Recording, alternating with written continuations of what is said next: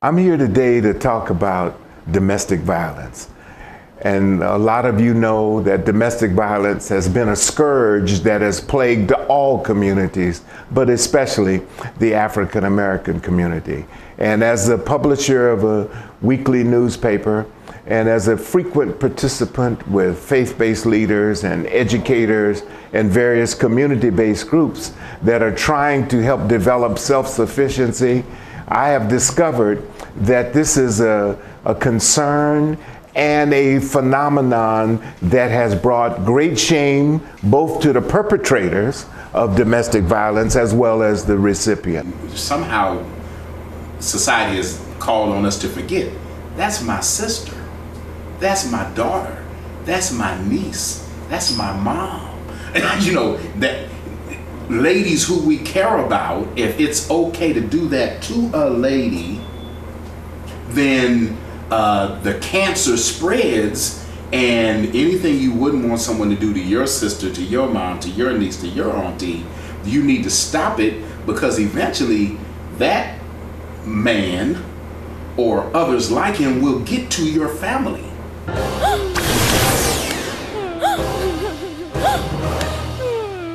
If you were given the opportunity to talk to someone who was going through an abusive marriage, what advice would you give them? Get out. The first hit, get out. The first slap, the first put down, get out. Because it only escalates from there. It doesn't get any better. It does not. I was in it for 23 years. It don't get any better. Do you think alcohol played a major role? Ooh, yes, a major role. Do you think it was the cause? I think that also when we got married, we were both in the world. When I got into church, he was still in the world. And so the alcohol and what made his issues that he had per se before we got married, he didn't get rid of them. And it plays, there's a lot going on. I think another issue that we see, and you know, oftentimes pastors are really busy and we understand that, but especially with large congregations, is that the pastor may not always, or the faith leaders may not always be accessible. Mm-hmm. And sometimes people come and they want to divulge information about what's going on with them, but they have to make an appointment, or they get passed to somebody else, and the person actually wants to speak directly to who they have the most trust and the most faith in. Mm-hmm. And oftentimes they're turned away, and I understand that it's not intentional, but they don't feel comfortable sharing that information with just anybody. There's a certain level of trust required to share that kind of information with somebody that you, one, believe will keep it confidential, and two, somebody that really has the authority and the capability to be able to support you. And so oftentimes we see that members walking away feeling unsupported simply because the faith leader was inaccessible. Why do you think men or perpetrators abuse? I think it's inherited sometimes. I think that a lot of times men come from, you know, we just finished I'm dealing in my church right now with dealing with pains and emotions and scars. And we had a man that stood up and apologized to women because he had been broken and hurt so much in his family that he took it out on everybody else. Now here's the key. He'd been in the church, but the men folk don't see it. And he didn't feel comfortable enough to go to them and say, I need help learning how to deal with anger. I need help learning how to deal with conflict management, because when I came up, this is what I was accustomed to. No, Paris, you don't smell liquor on me. I told you to be quiet. Shut up! Who you talking to like that? Paris, please, you gotta stop. Take your money and right now. Shut up! Shut up! Mommy, I'm tired. I'm tired. I ain't scared of you no more. I'm tired of you putting your hands on me. You should be. Come here! Come here! Come here! I'm gonna walk away this time. You know why, nigga? You know why? Oh, you made me do stupid shit! I love you! You make me angry right now. And sometimes what it can feel like for a woman is we have shifted the light from the one who is suffering in the experience to training the brothers. And both have to happen. Isn't it tragic that we try to pretend like we don't see what we see? Isn't it upsetting how we close our ears when our children tell us about Uncle Bob's hands? What's wrong with us that we tell women who are consistently beaten by men who say they love them that they ought to just stay there and pray? Prayer does do a lot of things, but when a fist is upside your head, pray after you get away. You look at it from the woman's eyes who sees the police department coming into the community and they enforce the law. That's what they're there to do, enforce the law. So you broke the law. There is no compassion with the law. It's the law. And that means that I don't care if I'm dragging your husband, boyfriend, significant other out of your household. The law is that he hit you or he pulled a gun or whatever he did, you broke the law. I don't care if your kids see it. I don't care if you have to go to court. I don't care if your rent don't get paid. I don't care if you don't have any food. I don't care if he's the food bringer. He's going to jail. So when a woman goes through all that in her mind, my God, if he leaves, I can't pay my rent, my kids are seeing all of this, he's going to be in jail, I got to take off my job to go to court, never mind. Leave him alone. That's the law. And the law should be upheld. That's once again where we come in. We come in because we're not the law. We're not taking you to jail. We're not going to stop you from being a provider. What we're going to do is try to be an intercessor and be able to help you to work it out and look at your family and look at it in a different way. So if me as a woman that has looked at the African American community and seen my sons and husbands pulled out and put in jail and families torn apart, no, I'm not going to call. No. And the other thing that I think is so important is we act as if the victim is thinking clearly.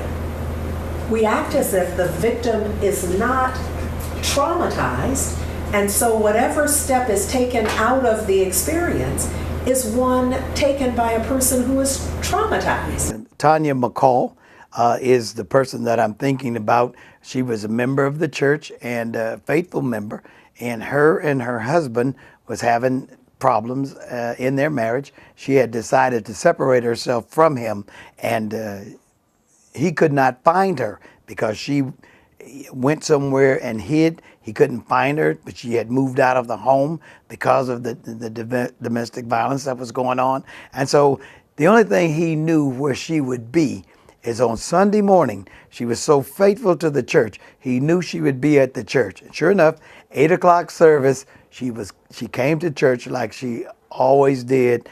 And he was waiting outside the parking lot of the church. And when she drove in, he drove in behind her. And when she got out of the car, he ran her down and shot her dead on the parking lot of this church.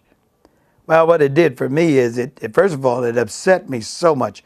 I was so upset to know that he would have the audacity to come on the church property and kill his wife, stand over her and shoot her, and then pump 3 or 4 more bullets in her after she was down, and then get in his car and speed off. And wanting somebody to get what my circumstance was, wanting somebody to intervene. The coaching I got was after being raped. The coaching I got was that I would be re-victimized and that it was not safe to tell. I know I cannot do it all. I'm not equipped to. But I love the work that A Safe Place does because they are equipped. They have the training, they have the resources, they know the law, they're equipped to support everyone who comes in what the next step should be. When you find somebody who disrespects you, that beats you up and calls you names that you were not given, that's when you need to start looking for a safe place. A place that separates you from people who just talk love but don't do love. And my religious leaders in the Army were quite different from the religious leaders today, because as soon as you go and talk to the chaplain about your problem, because my husband abused me, he beat me almost every day. And so when I went to the chaplain to talk to him, all he would do was call my colonel and tell the colonel what we just got through discussing. And my husband has had swords around my throat. He's kicked me in the head with combat boots. My kids would just stand there and hold each other, afraid to go to the MP station and get them to come to the house. We should be sending our individuals that are leaders, that are training to be leaders, we should send them to a safe place to go through 40 hours of domestic violence training, because they need to be trained. That's the truth. And secondly, too, a lot of times, the Caucasian pastors, most of them have money. Yes. See, they have money. They're able to send their leaders to, exactly. And they're able to do a lot of stuff that most black pastors can't do. Right. There's a few of us they can do that. Yes. But the average black pastor, especially in the Bay Area, he just doesn't have the finances. One of the things that I've learned in my time in ministry is that money follows vision. And so if we have the vision, I think that some of the limitations in our ability to effectively address domestic violence have to do with not having the vision to do it or to make it a priority. We can do everything else. We keep the lights on, we keep the heat on, I'm not starving. But when it comes to domestic violence or intimate partner violence, there's no money. Or we're at a shortage of resources, or there's a lack. And so just as I listen and reflect, I'm inclined to believe that in most cases, it's not about the money. Because the question is, if you had all the money to do whatever you want, would you do it? And we're quick to say yes, but we haven't yet. So if the world had the love of God, how many know there would be no domestic violence?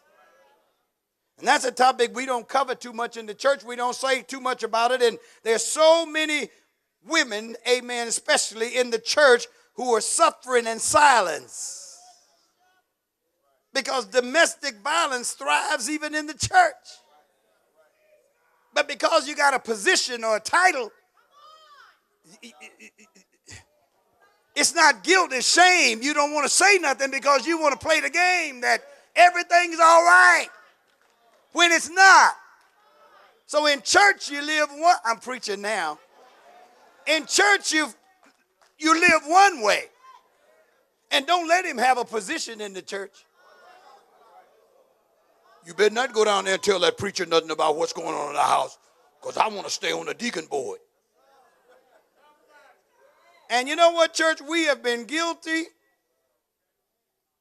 I'm taking blame for it myself because I've seen it even in this church where the man got away clean, but the woman suffered because the church didn't take any action when we knew she was suffering with domestic violence. I want to apologize to all of those women, all of those wives. I want to personally apologize for the church this morning, for the pastors who let it go, let it slide, because it was more important to have that person as an officer. I love this faith-based initiative that A Safe Place is working on, because I experienced my domestic violence situation while in church. I was a lay minister in a ministry with my then husband, and people often wonder, well, how could that be? How can you be in a church and be experiencing abuse? Every day he would wake up, he would find some reason to just come and slap me. I could be in there cooking, shining boots, ironing uniforms. He'd come in and just slap me and tell me I deserved it, I needed it. I think we as pastors and we as preachers and we as godly men have a responsibility to those who we serve, to have them equipped to survive in our current environment. A lot of our culture teaches this kind of behavior.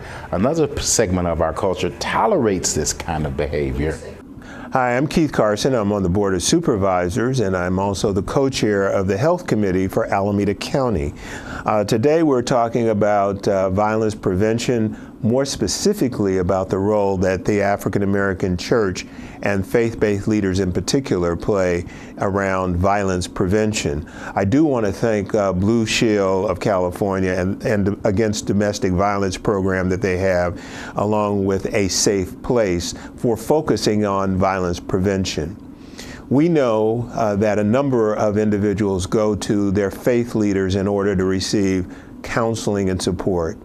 And we know that in the area of violence prevention, over 2 million individuals were affected by violence prevention last year across this country. And we also know that it unfortunately affects all of our communities. The role that faith-based leaders play is to be able to give counsel to individuals who are affected by violence prevention. They're also able to help identify ways in which they can get help around violence prevention. In some cases, it's getting away from the environment in which they live. In other places, it might be mediating between the environment in which one lives, become mediating and having counseling within the family structure or the neighborhood structure or the support structure. All of those are very vital, important aspects of dealing with violence prevention. So if I go to the store at the corner and stay 5 minutes, he was at the store and he was pulling guns on me every day and this and until one day I was so afraid of him. That's why I said a lot of times people don't know how to get out of a situation because they don't know who to go to and they don't know what to say or how to handle it, and that was me. It worries me about people who assume that it's okay to abuse somebody and then tell God you're sorry. What about the person you beat up? What about the person you abused? What about the person you took advantage of? Domestic violence cuts across all races and cultures and religions. But what we find is that people of all races tend to turn to their faith when they're in crisis. But our project has focused on the African American community because what we have found is that there has been a lack of awareness, there has been an enormous isolation of females who are victimized, and we have focused on the faith community because we recognize that the church has played a role in keeping victims in domestic violence situations, so we feel that they can help prevent domestic violence. Love is never willing to damage emotionally, spiritually, or physically. The Safe Place is an organization that is dedicated and that is committed for the safety of those who are experiencing domestic violence. And if you're in a relationship where there is domestic violence, be it physical, psychological, then I pray to you, please get help and get help from the right source. Just because somebody can identify with what you've been through don't mean they're qualified to help you through it. And sometimes we seek help from people who are hurting. And at best what you get is you don't get help, you just get an understanding ear. But things don't change for you.